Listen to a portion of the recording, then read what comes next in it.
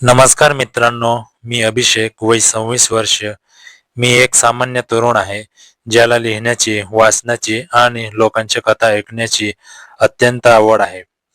गेल्या काही वर्षापासून मी माझ्या भावना, विचार आणि आजूबाजूच्या घटनांवर आधारित कथा लिहितो आणि त्या सोशल मीडियावर शेअर करतो. मला जेव्हा कोणी वाचक माझ्या कथेला प्रतिसाद देतो, तेव्हा तो क्षण माझ्यासाठी खूप मौल्यवान असतो. कारण त्यातून मला कळते की माझ्या शब्दांना कोणीतरी हृदयाशी जोडले आहे. माझ्या कल्पनेतून कोणीतरी आपल्या आयुष्याचा आरसा पाहिला आहे. अशीच एक घटना घडली गेल्या आठवड्यात. माझ्या एका कथेला अनपेक्षितपणे खूप प्रतिसाद मिळाला होता. ती कथा होती एका तरुणाची, जी आपल्या स्वप्नांसाठी धडपडत होती. मला वाटलं एक कथा किती बदल घडवू शकते, आणि याच विचारात असताना माझ्या ईमेलवर एक संदेश आला. संदेश पाठवणाऱ्या व्यक्तीचं नाव होतं प्राजक्ता. तिने लिहिलं होतं, अभिषेक, तुमची कथा वाचली, ती खूप सुंदर आहे. तुमच्या शब्दांनी मला काहीतरी वेगळाच विचार करायला भाग पाडलं. या संदेशाने मला आश्चर्य वाटलं. सहसा लोक कथेबद्दल थोडक्यात प्रतिक्रिया देतात, पण प्राजक्ताच्या शब्दात एक गांभीर्य होतं. मी तिला उत्तर दिलं, धन्यवाद. मला आनंद आहे की माझ्या कथेने तुम्हाला स्पर्श करून गेला. तुम्ही कोण आहात आणि काय करता ते सांगाल का? तिने उत्तर दिलं, मी प्राजक्ता. मी एक शिक्षिका आहे. पुण्याजवळ एका खाजगी महाविद्यालयात मी विद्यार्थ्यांना शिकवते. विज्ञान हा माझा विषय आहे, पण मला साहित्य आणि कला यांची आवड आहे. तिचं उत्तर वाचून मला खूप छान वाटलं. एक शिक्षिका जी विज्ञान शिकवते, पण तिला साहित्यात रस आहे. ही एक दुर्मिळ आणि विशेष ओळख होती. मी म्हणालो, तुम्हाला माझी कथा नेमकी कशी वाटली? ती म्हणाली, तुमच्या कथेतलं पात्र वर्षा खूप सामान्य वाटतं, पण तिच्या संघर्षात मला एक स्वतःचं प्रतिबिंब दिसलं. ती जशी आपल्या आयुष्यात नवीन दिशा शोधत होती, तसेच मीही काही वर्षापूर्वी होतो. पण आता मी लग्न झालेली आहे, एक स्थिर आयुष्य आहे. तरीही मनात कधी कधी प्रश्न उभे राहतात. मी खरंच आनंदी आहे का? माझ्या स्वप्नांना मी न्याय देते का? तिचा हा विचार मला खोलवर गेला. मला वाटलं, एवढी सुशिक्षित, स्वावलंबी स्त्री देखील अशा विचारांनी ग्रासली आहे का? मी म्हणालो, प्राजक्ता, तुमचं म्हणणं खरं आहे. समाज आपल्याला एकाच चौकटीत बांधून ठेवतो. लग्न, नोकरी, घर, कुटुंब या सगळ्या गोष्टी महत्वाच्या आहेत, पण त्यांच्यासोबत स्वतःची ओळख, स्वतःचं व्यक्तिमत्व जपणंही तितकंच गरजेचं आहे.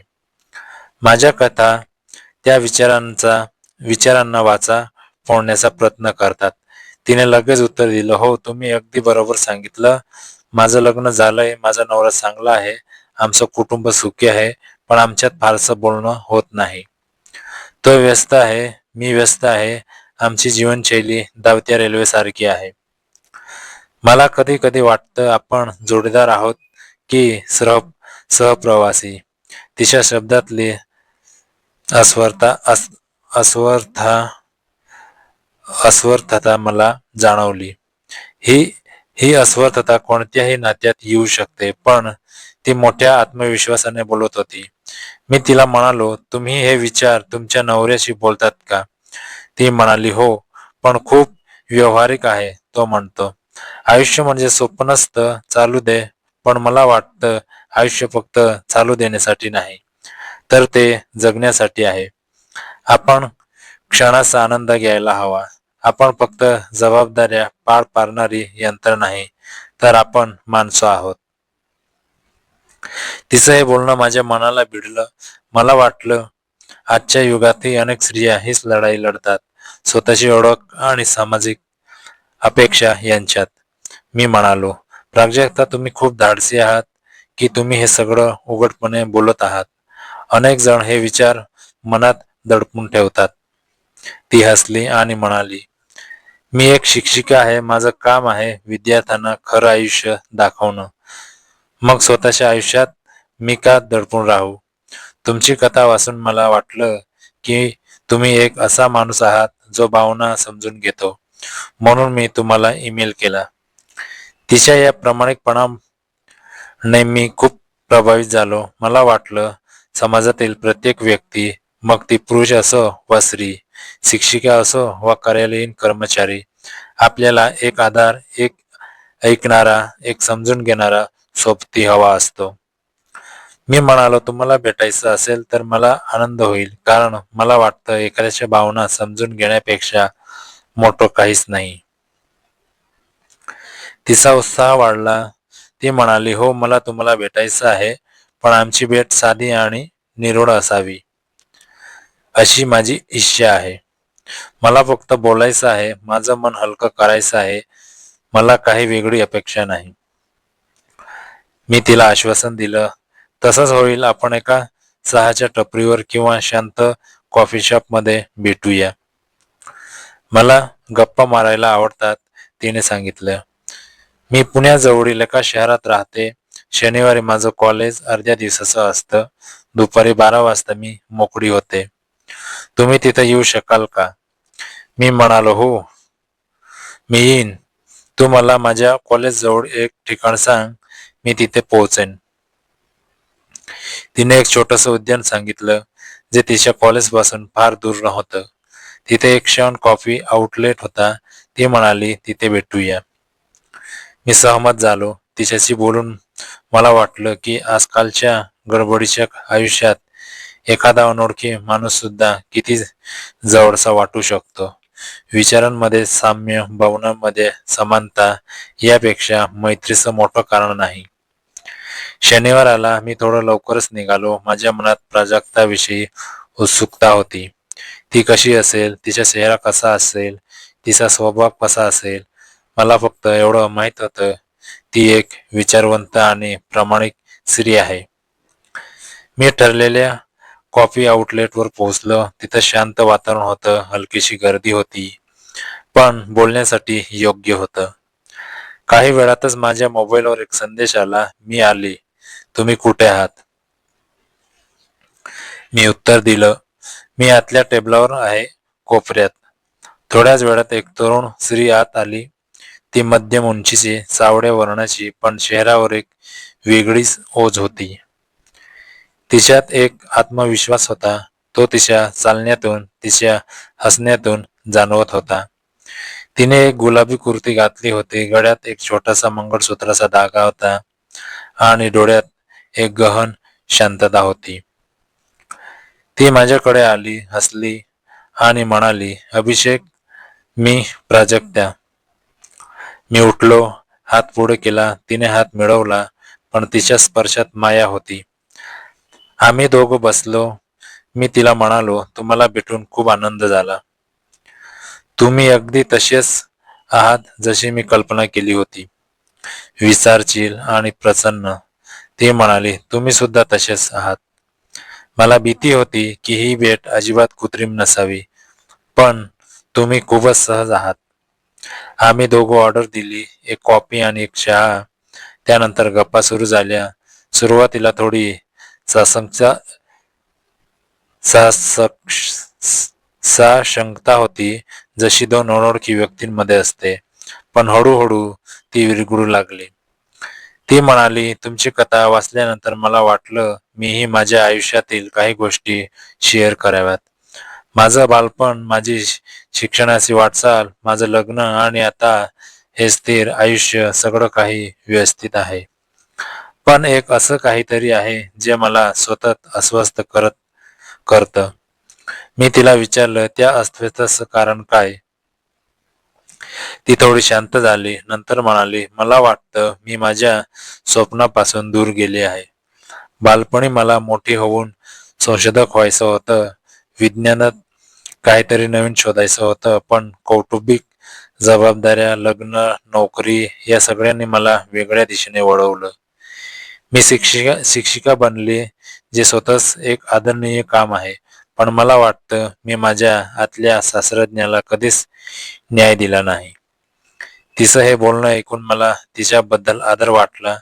आजच्या काळात आपली स्वप्न विसरणाऱ्या अनेकांना आपण बघतो, पण जी व्यक्ती आपल्या स्वप्नाची आठवण ठेवते आणि त्याबद्दल वेदना अनुभवते, ती खरोखरच संवेदनशील असते.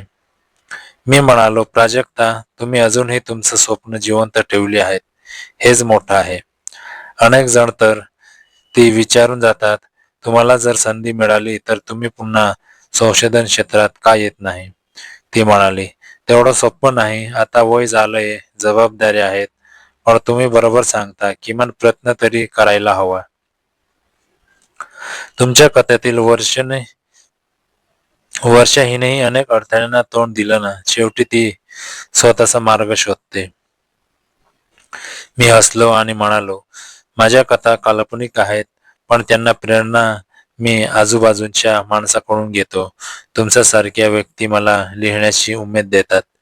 आमची गप्पा रंगत गेली. कॉफी चहा संपली,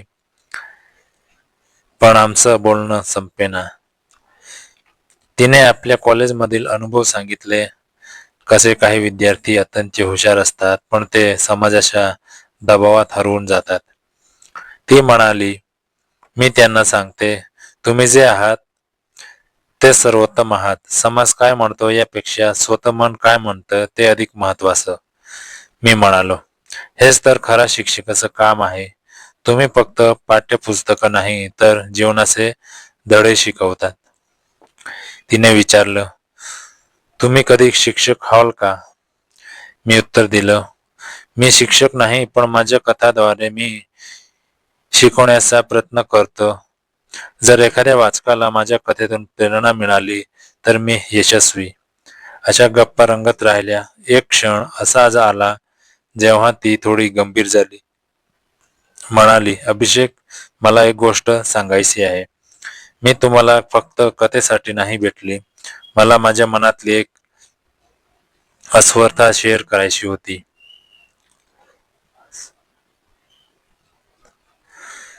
मी माझ्या नवऱ्याशी बोलू शकत नाही कारण तो मला समजून घेत नाही. माझ्या मैत्रिणी आहेत, पण त्या फक्त बाह्य बाह्य आयुष्यातल्या गोष्टीवर बोलतात. मला एक सखोल संवाद हवा होता. तिचं हे बोलणं माझ्या मनात भिडलं. मी म्हणालो, मी हे अनुभवलंय प्राजक्ता. कधी कधी आपण सगळ्यांनी वेढलेलो असतो, पण एकटा असतो. आपली भावना शेअर करायला एक प्रामाणिक कान हवा असतो. ती म्हणाली, हो, आणि तुमच्या कथात मला तो कान दिसला, म्हणून मी धाडस करून भेटायला आले. तिच्या या प्रामाणिक शब्दांनी मी भारावून गेलो. मला वाटलं, लेखक म्हणून माझी जबाबदारी फक्त कथा लिहिणे नव्हे, तर त्या कथांद्वारे माणसांना जोडणेही आहे. आम्ही बराच वेळ बोललो. नंतर ती उठली आणि म्हणाली, मला जायला हवं. घरी उशीर होईल. पण तुम्हाला भेटून मला खूप बरं वाटलं. माझं मन हलकं झालं. मी म्हणालो, मलाही. आमची ही मैत्री निर्मळ आणि प्रामाणिक राहावी अशी माझी इच्छा आहे. ती म्हणाली, तसंच राहील. मला फक्त बोलायचं आहे आणि तुम्ही चांगले ऐकता, एवढंच महत्वाचं. आम्ही हस्तांदोलन केलं आणि ती निघून गेली. मी तिच्याकडे बघत राहिलो. त्या क्षणी मला जाणवलं की कधी कधी एक अनोळखी व्यक्तीही आपल्या आयुष्यात एक सुंदर अध्याय लिहून जाते. त्या भेटीनंतर आमचा संवाद सुरू राहिला. आम्ही व्हॉट्सअपवर गप्पा मारू लागलो. ती मला तिच्या दिवसाच्या छोट्या छोट्या गोष्टी सांगत असे. मी तिला माझ्या नवीन कथांचे विचार सांगत असे.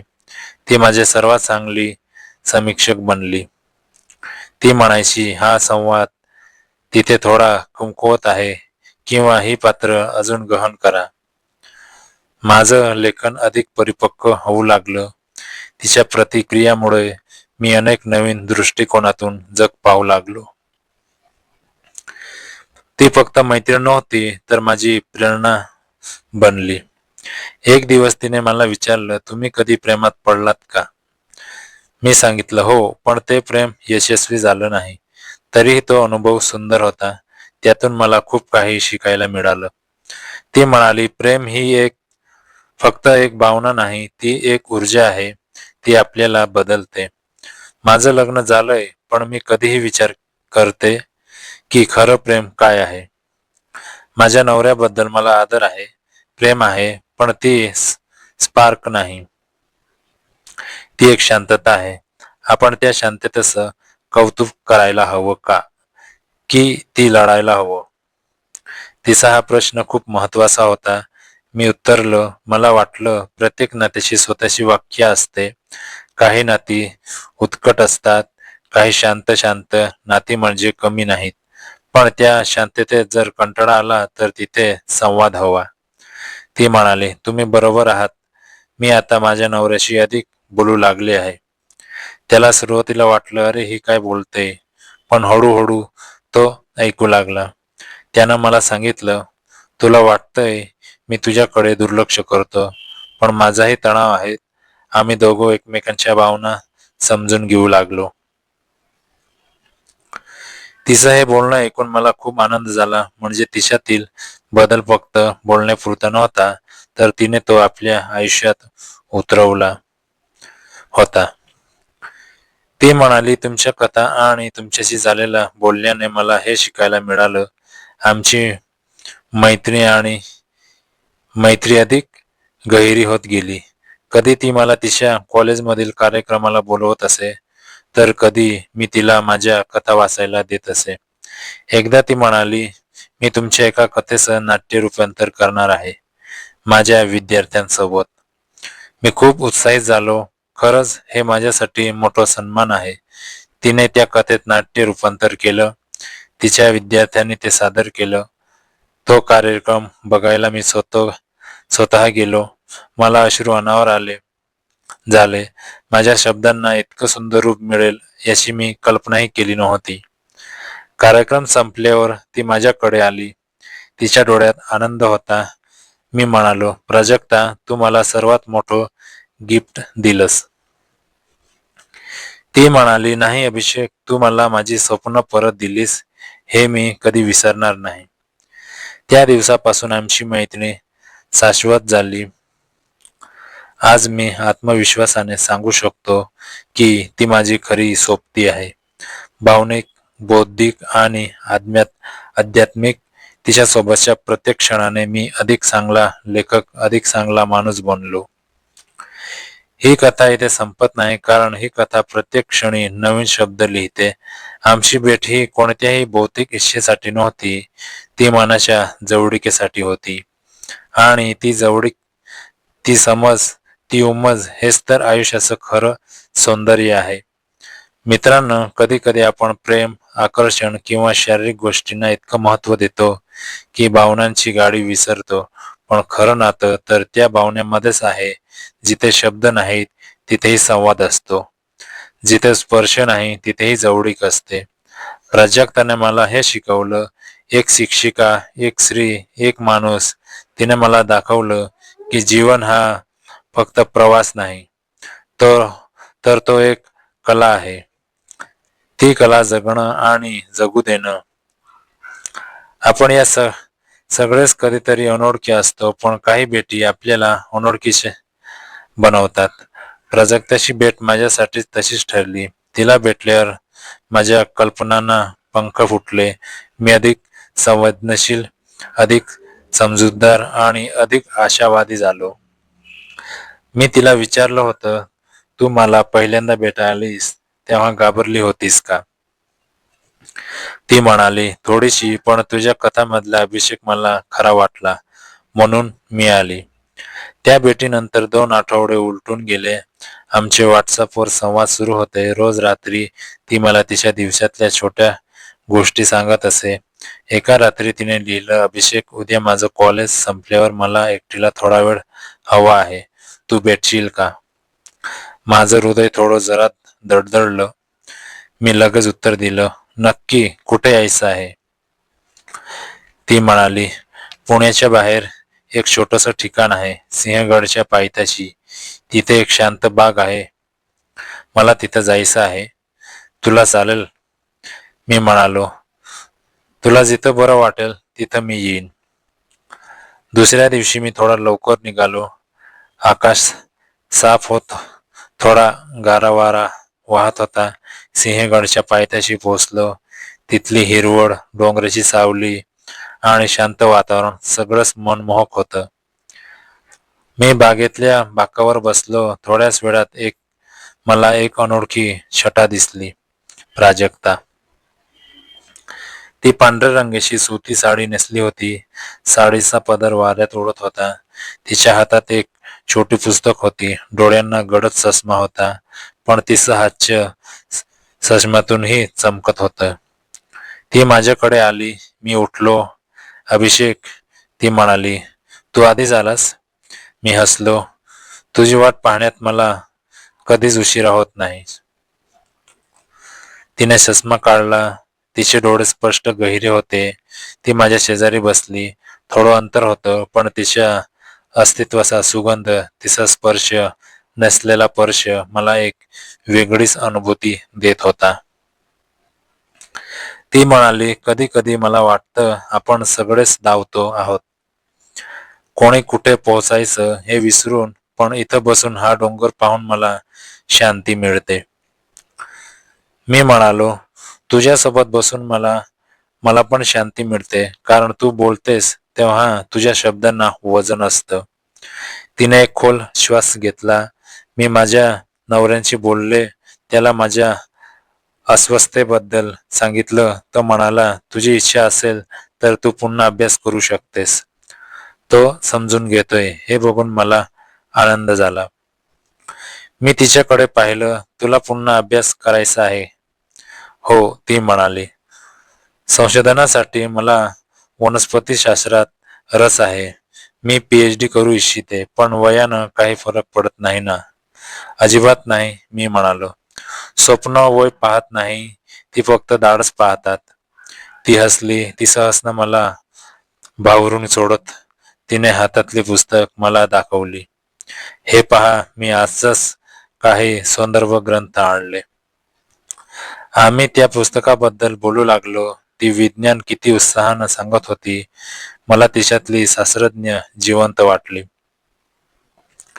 मी म्हणालो, तू जेव्हा विज्ञान बोलतेस तेव्हा तुझे डोळे चमकतात. तू नक्की यशस्वी होशील. ती माझ्याकडे पाहिलं. तुझा विश्वास मला पुन्हा जिवंत करतो, अभिषेक. काही वेळ आम्ही मौन बसलो. तिच्या सोबतच मौनही सुंदर होतं. वारा तिचे केस विखरत होता.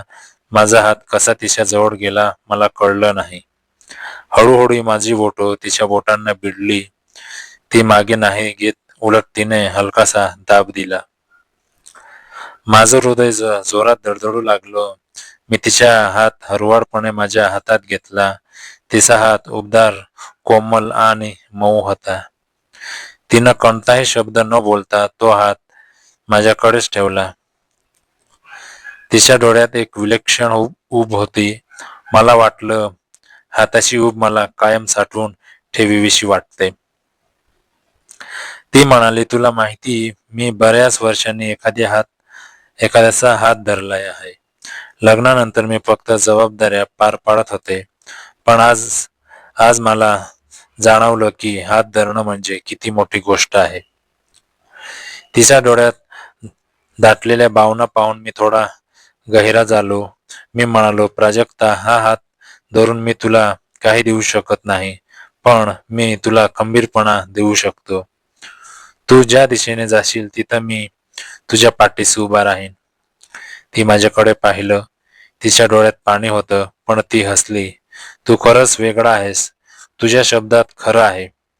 आम्ही बराच वेळ बागेत फिरलो. तिने मला झाडांची नावं सांगितली, त्यांचे गुणधर्म सांगितले.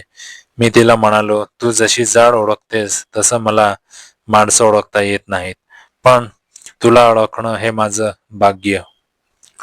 ती थांबली. माझ्यासमोर उभी राहिली. तिच्या डोळ्यात एक गंभीरता होती.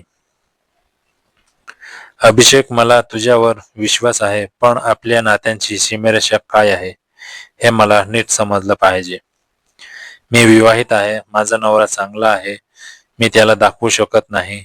मी तिच्या जवळ गेलो. माझा हात तिच्या खांद्यावर ठेवला. मला ते माहिती, मी तुझ्याकडे फक्त एक मैत्रीण म्हणून पाहतो. हो, तू सुंदर आहेस, तू हुशार आहेस, तू आकर्षक आहेस, पण तुझ्यातला माणूस मला अधिक भावतो. मी तुझा आदर करतो, तुझी स्वप्न जपतो. तुझ्या नवऱ्याच्या जागी मी कधीही येऊ शकत नाही किंवा येऊ इच्छित नाही. तिचा चेहरा हलकासा झाला. तिने माझा हात आपल्या हातात घेतला. धन्यवाद अभिषेक, एवढं सांगितल्यानं माझं मन हलकं झालं. आम्ही पुन्हा बाकावर बसलो. आता अंतर कमी होतं. तिची साडी माझ्या अंगाला टेकली होती. वाऱ्यांची झुळूक आली. तिचे केस माझ्या चेहऱ्याला स्पर्श करून गेले. त्या स्पर्शाने माझी अस्वस्थता झाली. मी माझा हात तिच्या कमरेवर ठेवला. ती थोडीशी स्थिर झाली, पण मागे नाही हटली. तिचा श्वास थोडा वेगवान झाला, पण तिच्या डोळ्यात भीती नव्हती, फक्त विश्वास होता. मी हळूवारपणे तिला माझ्या कुशीत घेतलं. तिचं डोकं माझ्या खांद्यावर टेकलं. तिचा सुगंध, तिची ऊब, तिचा श्वासाची लय सगळं मला वेडं करत होतं. पण मी तिच्या मनाचा आदर केला. मी तिला घट्ट मिठी मारली, जशी एखादा भाऊ बहिणीला मारतो, तशी एखादा मित्र मित्राला धीर देतो. ती कुजबुजली. किती दिवसांनी कोणी मला एवढ्या उबदारपणानं धरलं. मला वाटलं मी काचेची बाहुली आहे, कोणी हात लावणार नाही. पण मी तिला अजून घट्ट धरलं. तू काचेची बाहुली नाहीस प्राजक्ता, तू हिरा आहेस. तुला घासायला हवं तर तू चमकतेस, आणि मी तुला घासणार नाही, मी तुला जपणार आहे. ती हसली. तिचं हसणं मनाच्या खोलवर गेलं. मी तिचा हात सोडला, तिच्याकडे पाहिलं. तिच्या डोळ्यात समाधान होतं. ती म्हणाली, आजचा दिवस मी कधी विसरणार नाही. मी म्हणालो, मी पण. सूर्यास्त झाला, आकाश केशरी झालं. आम्ही उठलो. तिने माझा हात घट्ट धरला. मला घरी जायला हवं, पण आजची ऊब मी सोबत नेईन. मी तिला गाडीजवळ सोडलं. ती गाडीत बसली. मी दार उघडं ठेवलं. ती बाहेर वाकली आणि म्हणाली, अभिषेक, आपली ही भेट निर्मळ आहे, पण तुझ्या डोळ्यात मी काहीतरी पाहते. एक प्रेम, एक ओढ, एक जवळीक. मी तिला दूर ढकललं नाही. मी तिला जपते, पण कृपया तूही जप. मी तिच्या डोळ्यात पाहिलं. मी जपेन तुझा विश्वास, मी कधीच मोडणार नाही. ती हसली. गाडीचं दार बंद केलं आणि निघून गेली. मी तिच्या गाडीकडे बघत राहिलो, ती दृष्टिआळ होईपर्यंत. त्या रात्री मी तिला मेसेज केला, तू सुरक्षित पोहोचलीस का? ती म्हणाली, हो, आणि तुझ्या मिठीची ऊब अजूनही माझ्या अंगावर आहे. मी लिहिलं, ती कायमच राहिली पाहिजे. ती म्हणाली, राहील. त्या रात्री मी झोपलो नाही. तिचा स्पर्श, तिचा सुगंध, तिचा आवाज सगळं माझ्या डोळ्यासमोर होतं. मला कळलं की ही फक्त मैत्री नाही, ही काहीतरी अधिक आहे. पण ते अधिक काय आहे हे मला अजून उलगडं नव्हतं. कदाचित ते प्रेम होतं, कदाचित ती आत्मीयता होती, कदाचित ती फक्त दोन एकाकी आत्म्याची साथ होती. पण एक गोष्ट नक्की, ती मिठी, ती जवळीक, तो हात, ती कंबर, ते डोळे, सगळं माझ्या आयुष्याचा सर्वात सुंदर अध्याय बनलं. मित्रांनो, आपली कथा इथे थांबते, पण प्रत्येक कथेला पुढचा भाग असतो. तो पुढचा भाग काय असेल? तिचं संशोधन, आमची पुढची भेट, तिच्या नवऱ्यांची प्रतिक्रिया. आजही जेव्हा मी काही लिहितो तेव्हा ती पहिली वाचक असते. ती म्हणते, हा संवाद अजून गहन कर, किंवा ही भावना खूप सुंदर आहे. तिचा प्रत्येक शब्द माझ्यासाठी मार्गदर्शक आहे. हे सगळं सांगण्याचा उद्देश एवढाच की आपण समाजात मित्र, प्रेम, नातं या शब्दांना फक्त विशिष्ट अर्थ देतं, पण खरं तर हे शब्द फार विस्तृत आहे. एक मैत्रीही एवढी गहिरी असू शकते की ती प्रेमाच्या सीमा ओलांडते, पण ती कधीही अनैतिक नसते, कारण तिचा पाया विश्वासावर असतो, वासनेवर नाही. मला आशा आहे माझी ही कथा ऐकून तुम्हाला प्रेरणा मिळेल, स्वतःच्या आयुष्यातल्या नात्याकडे नव्या नजरेने बघायला मिळेल. जर तुम्हाला ही कथा आवडली असेल तर कमेंट करा, शेअर करा, आणि हो, मी मनचलचल तुमचा मित्र, तुमचा कथाकार. पुन्हा भेटूया एका नव्या कथेत. तोपर्यंत आनंदी राहा, हसत राहा आणि स्वतःला शोधत राहा. धन्यवाद. आपला मनचलचल. आणि शेवटी एकच सांगेन, मन चलचल या यूट्यूब चॅनलवर नवीन असाल तर सबस्क्राईब करा, जेणेकरून पुढची कथा तुमच्यापर्यंत पोहोचत राहील. धन्यवाद मित्रांनो. काही शब्द किंवा उच्चार व्यवस्थित आले